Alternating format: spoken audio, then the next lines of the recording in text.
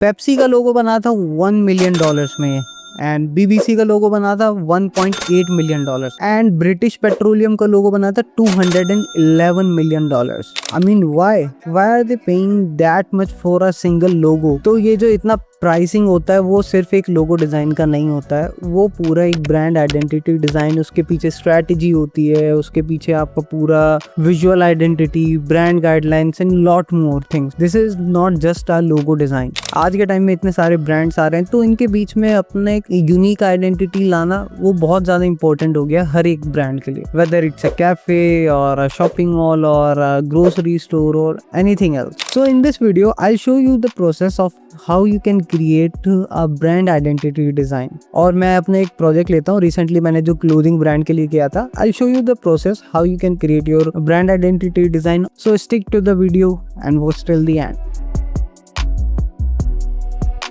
So what is brand identity design? सिर्फ logo ही काफ़ी क्यों नहीं है? सो आज के टाइम में इतने सारे ब्रांड्स आ रहे हैं और उनके बीच में आपको अपना ब्रांड पोजीशन करने के लिए एक यूनिक आइडेंटिटी लगती है। ठीक है, यूनिक आइडेंटिटी से मतलब अगर आपको एक प्रॉपर स्ट्रैटेजी के साथ चलना होता है। Like if you see the McDonald's logo, तो when you see yellow and red colour together, तो आपके माइंड में सबसे पहला आता है ये मैकडोनल्ड्स। तो एक आपने जस्ट बाय सीइंग कलर्स आपने एक ब्रांड को रिकॉल किया कि हाँ भाई ये मैकडोनल्ड्स का लोगो है। So that is identity design. इसके लिए हमें पूरा स्ट्रैटेजी बनाना पड़ता है, पूरा एक गाइडलाइंस होता है कि ये फॉन्ट यूज़ करना है, ये ही कलर यूज़ करना है। ऑल्सो हमें ये भी बताना पड़ता है ब्रांड आइडेंटिटी डिज़ाइन में कि हमें ये फॉन्ट कैसे यूज़ करना है या ये कलर्स कैसे यूज़ करने हैं, हमारा स्टाइल क्या रहेगा, प्लेफुल रहेगा या मॉडर्न रहेगा या लग्जरी रहेगा या मिनिमल रहेगा, वो हम एक पूरा पहले ही सेट कर लेते हैं। तो that comes in brand identity design. So let me show you my project. So let's jump into this. So सबसे पहले मैंने क्लाइंट से पूरा ब्रीफ लिया, how they want their brand to look like, और ब्रांड पोजीशनिंग क्या होनी चाहिए, प्लेफुल, लग्जरी या क्या चीज़ होनी चाहिए, वो सारा चीज़ समझा। फिर उसके बाद मैं सीधा स्केचिंग पे। Then I started sketching for a logo design. So after sketching a lot मैंने 3 से 4 ऑप्शन सेलेक्ट किए एंड इनिशियली मैंने 2 ऑप्शन क्लाइंट को प्रेजेंट किए। तो let's jump on to the screen. So सबसे पहले मैंने ये सारे ब्रांड्स के लोगो एक तरफ रखे, क्योंकि क्लाइंट चाहता था कि इसी टाइप का फील रहे, ज़्यादा प्लेफुल ना रहे, थोड़ा सा लग्जरीनेस में रहे, ठीक है, और मिनिमल रहे, ठीक है। तो ये था। फिर इसके बाद मैंने ये 2 कॉन्सेप्ट निकाले और क्लाइंट को प्रेजेंट किया, ठीक है, और ये छोटा सा प्रेजेंटेशन बनाया, ठीक है। तो जब भी आप लोगो डिज़ाइन करते हो या जब भी लोगो डिज़ाइन करने पे आप पहला लोगो प्रेजेंट करते हो, तो उसको डायरेक्ट एक जेपीजी नहीं भेजना होता है। उसके लिए आपको थोड़ा सा एक छोटा सा प्रेजेंटेशन बनाना ज़रूरी है कि आपने लोगो कैसे बनाया, और 1-2 मोकअप्स, जिससे क्लाइंट विजुअलाइज कर पाए कि उसका ये वाला लोगो कैसा लगेगा। So it will increase the chances of getting approval in the first go. Okay, so हमने ये पहला लोगो बनाया, यहाँ पे हमने टीज़ के ऊपर ये मॉकअप दिखाए हैं, ठीक है, और ये मैंने कॉन्सेप्ट दिखाया कि हमने क्या कॉन्सेप्ट लेके इसको बनाया, ठीक है। तो हमने ये पैटर्न लिया था बेसिकली इस वाले कॉन्सेप्ट में कि जो भी कपड़ा बनता है उसमें जो थ्रेड्स होते हैं वो इसी पैटर्न में होते हैं। तो यहीं से हमने पैटर्न उठा के ये सिंबल बनाया था, ठीक है। तो और ये पूरा लिखा भी था उसके बारे में, ठीक है। फिर सेकेंडली हमने ये प्रेजेंट किया था। ऑल्सो इसके आइकन में आप अगर क्लोजली देखोगे तो पी आ रहा है, तो that's the concept behind it. और फिर हमने एक ये सेकेंड लोगो शेयर किया था। तो इफ़ यू लुक क्लोजली तो यहाँ पे पी बन रहा है, और also it symbolise a location mark कि आपका one stop solution for clothing, ऐसा कुछ। तो start with the P and ends with the O, presale O. Okay, तो that is the reason behind this logo design, ठीक है। But client like both the design, but there was something missing, ठीक है। तो फिर उसके बाद हमने और भी लोगो ऑप्शन एक्सप्लोर किए। This is also a design जिसमें मैंने पी को ऐसे फर्स्ट अल्फ़ाबेट पी को लेके इसको डिज़ाइन किया था, जिसमें एस भी आ रहा था, एल भी आ रहा था।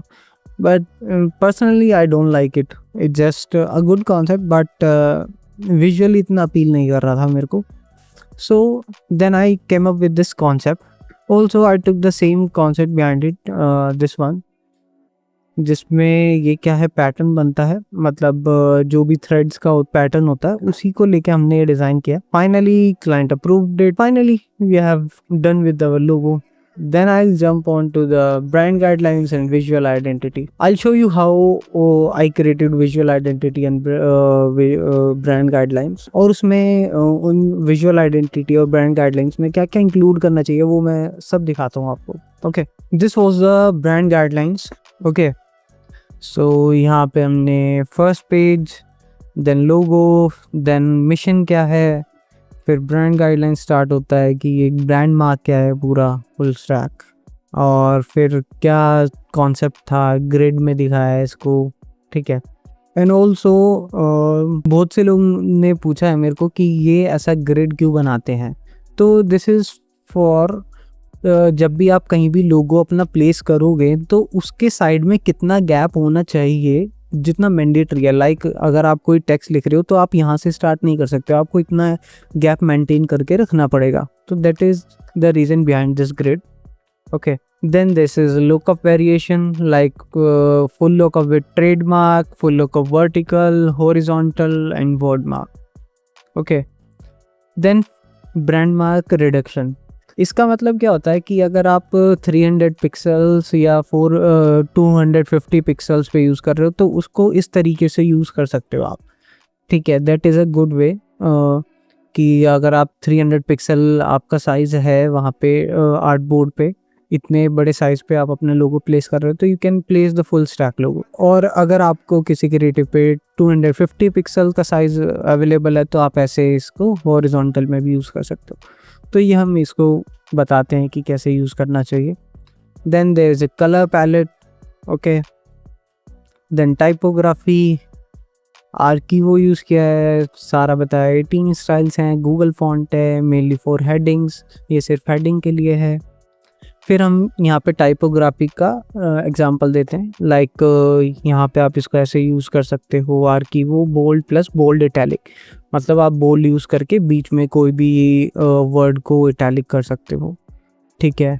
फिर आर्किवो रेगुलर प्लस इटैलिक और renaissance and regular. That's how you can mention in brand guidelines कि आप अपना टाइपोग्राफी कैसे यूज़ कर सकते हो. फिर आता है टोन ऑफ वॉइस. फिर आता है फोटोग्राफी स्टाइल, कैसा रखना है. ठीक है. फिर ये सोशल मीडिया पोस्ट कैसे जाना चाहिए. ठीक है. Graphic resource, I created these lines कि इस लाइंस के साथ अपन जा सकते हैं. ठीक है. तो ये हमारा ग्राफिक्स था और ये हमारा पैटर्न डिज़ाइन हो गया. ठीक है. ये हमारा पैकेजिंग डिज़ाइन हो गया. ठीक है. और कुछ mockups and then that is brand guidelines. Then will jump on to the visual identity design. So this is visual identity design. Visual identity design में हम बताते हैं कि आपका विजुअली जो लोगो है रियल लाइफ में आके कैसा लगेगा. ठीक है. तो that is first slide, then logo, visual identity mark construction, logo variation, typography, colour palette, mood board. That's all the deliverables. That is grid. That is how we created it. और कैसा था logo creation, logo type creation कैसा है, boldness, stylish and luxury. Logo mark, logo type, combination mark and typography, primary, secondary and सारा details typography के बारे में. Primary heading है, सेकेंडरी पैराग्राफ में यूज़ करना है. ठीक है. फिर typography example and colour palette. Then mood board. Mood board will set the vibe of the brand and थोड़ा सा फोटोग्राफ्स ऐड किए कि कैसा होना चाहिए. ठीक है. पैकेजिंग डिज़ाइन, बैग्स कैसे होने चाहिए, साइनेजेस कैसे होंगे, स्टैम्प कैसे हो सकता है. Okay. Stickers,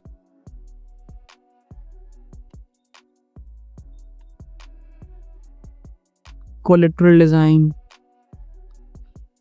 caps and tags, packaging, pattern, favicon. So yeah, that is it. So I hope this video will help. Also, if you want to see, you can check out my Behance portfolio. मैंने वहाँ पे ही upload किया हुआ already. Okay. So yeah that is I guess that will help you. Also आपको कुछ भी पूछना है, you can just drop in the comments, और मिलते हैं नेक्स्ट वीडियो में विद दीज आंसर्स।